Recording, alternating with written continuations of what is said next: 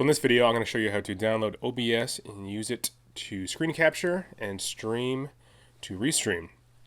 So first thing you want to do is go to whichever browser you prefer. I'm going to use Chrome and just search, search engine OBS. And usually the top one, it's obsproject.com. Click on that. And then you'd click on whichever operating system you're using. I'm using Mac, so I'm going to click on Mac. And it's going to say thank you for downloading, ask you where to save it. If you have your browser set up that way, and click save. I already have this downloaded, so I'm not going to go through this process, but just go through the process of installing it. So once you have it installed, it looks like this. So if it isn't down in your toolbar, it may be in your application, so go ahead and open up Finder. Click on Applications, and then look for OBS, which is right here.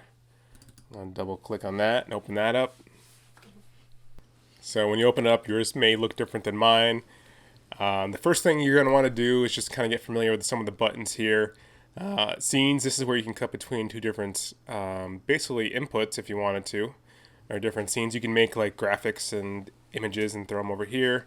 Sources, this is where you could add cameras or do a screen capture, which is what we're going to do. Middle here, you have your audio mixer. Right now, it's just my internal mic. So if I unmute that, you can see the levels start bouncing here. So I'm just going to mute that again. You have transitions, so if you have something you want to transition to in your scenes, you can use the transition feature and set the rate and all that fun stuff. And then under controls, you have a lot of other settings for streaming, recording. You can switch modes, and then obviously your settings, which is very important. So first thing we're going to do is we're going to go to source here. We're going to click the little plus button for add, and we are going to add a display capture. You can give it a name. I'm just going to leave it as display capture. Click OK. So one thing I should mention is if you go to add a source, and you add a display capture, click OK, and then nothing. This is all grayed out and you can't access any of these functions.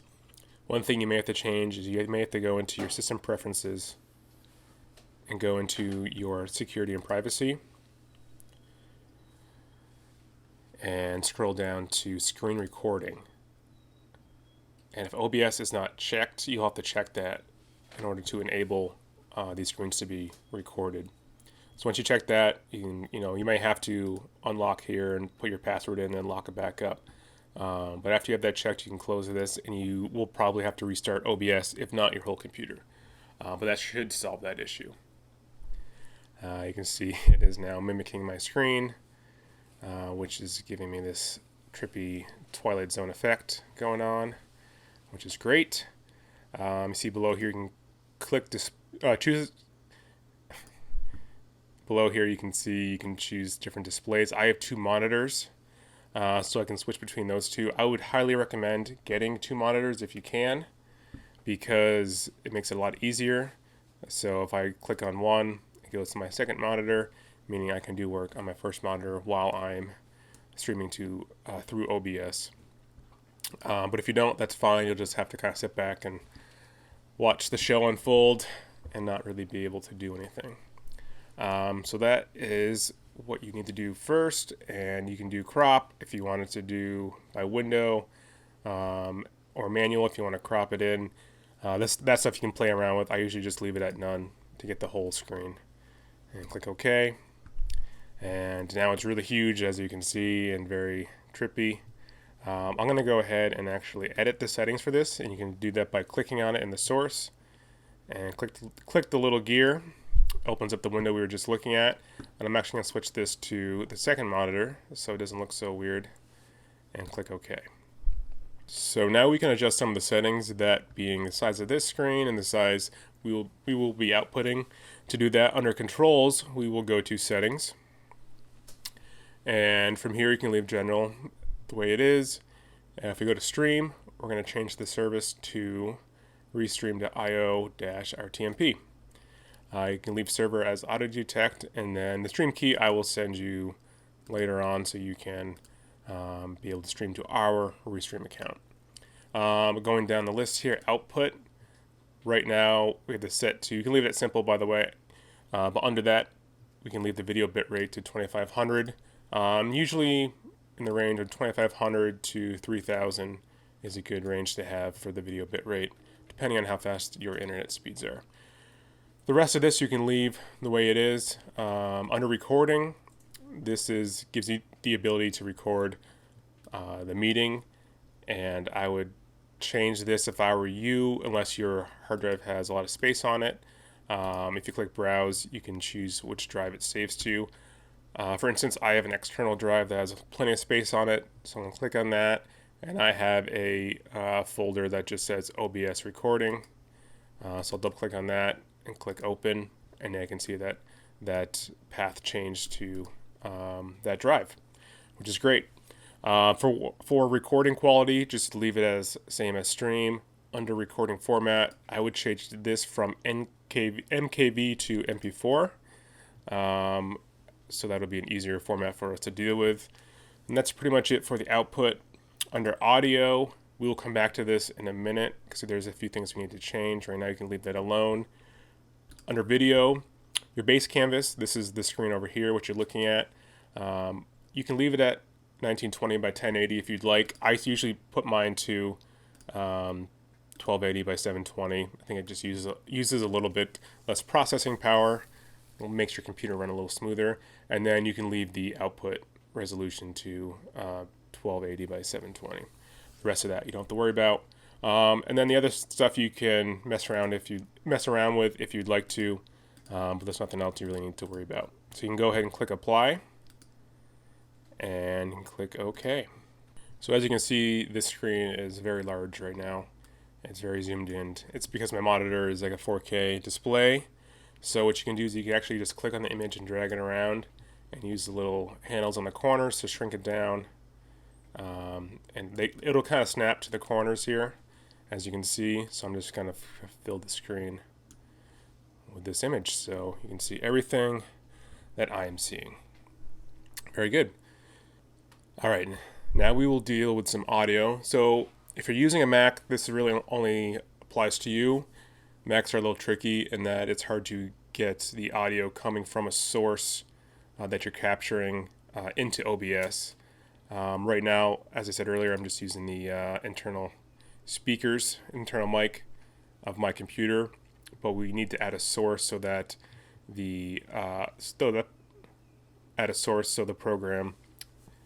so OBS can capture audio coming from a YouTube video or a Zoom video or a GoToMeeting video.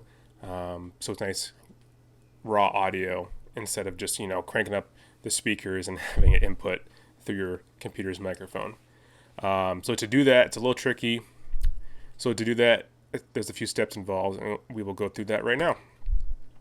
So we need to get another program in order to do this. So go back to your search engine, and I will have this link in the description.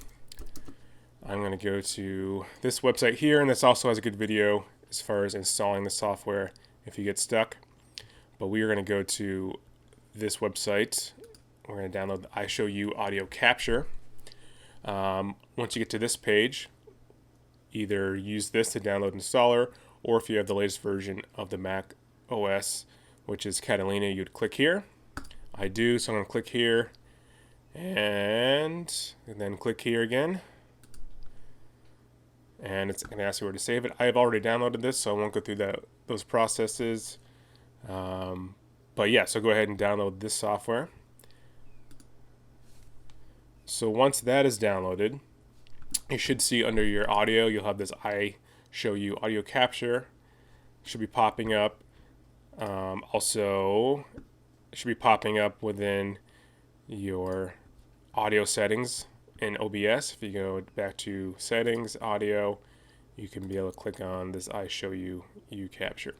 But that's not what we're going to use right now. What we're actually going to do is we are going to go now to Finder. We're going to go to Applications. We are going to go into the Utilities folder.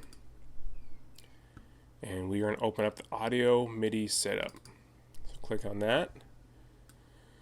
So within here, we are going to add a multi-output device. To do that, we are going to click on the plus button in the bottom left corner. and click on Create Multi-Output Device. In here, we are going to click on iShowU capture, and we're also going to click on the built-in audio.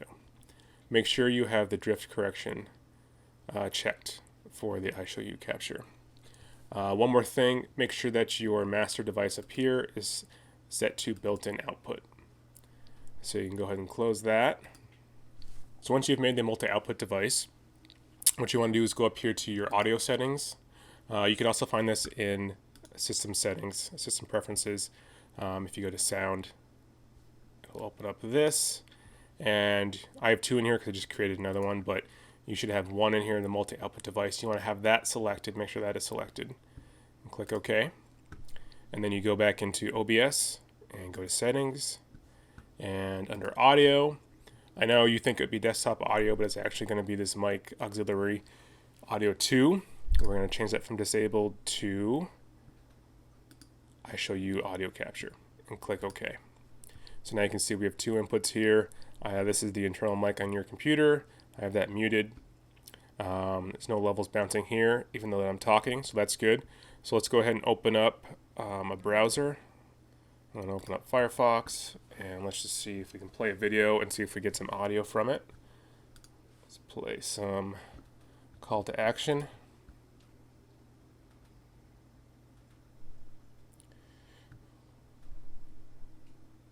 So you can see it's coming through. We got the levels bouncing. And I also can hear it in my headphones, which is great. So that is how you get audio straight from the source you are recording. A couple of steps involved, but once it's set, you should be good to go. And just be aware of the audio settings up here. You may have to mess with these a little bit to get it to work, but it should be this multi-output device is what you want to be using. So that's going both to your headphone jack and out through your computer speakers, and then also into OBS, which is great. So I will quickly show you how to add text if you want to. So I will show you how to add text if you want to. So again, come down here to the plus under source. We're going to go to text. And again, you can give it a name if you want. I'm going to leave it as the default. And then in here you have your font selection. You can select different fonts, which is really cool. All the typical functions you have with a text editor. Obviously here you can add your text. There's a scroll bar. This can be overlooked. It's easy to miss. And then you can add some color, outline, drop shadow, all that fun stuff that you're used to seeing. So go ahead and click OK. And you can see it came in the upper left corner. You can then drag it. You can make it bigger, smaller, whatever you like to do. Put it wherever you need to. You also can add some other features.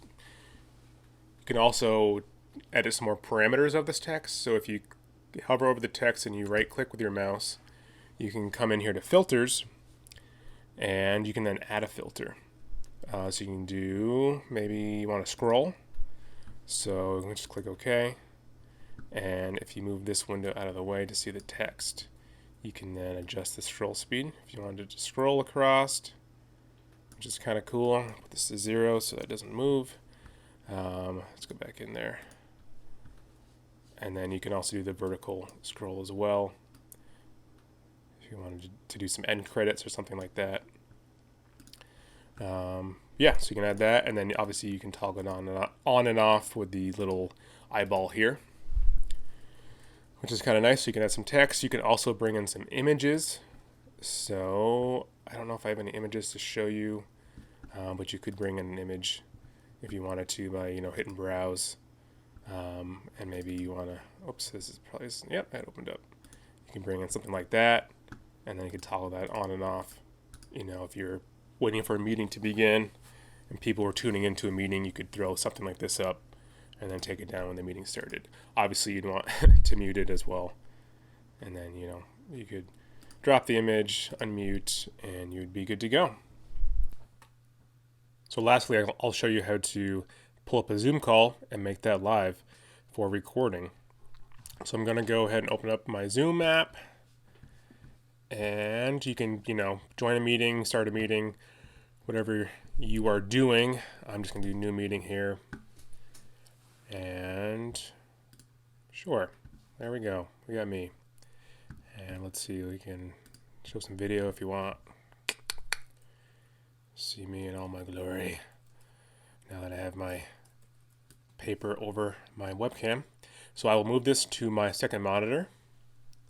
You'll see it slide into place over here on OBS. And I'm going to go ahead and make that full screen. And I might even click the green button up here to make it even bigger. And now you see it's full screen on my second display and also on OBS. So if I go ahead and unmute myself, should have some levels coming through here.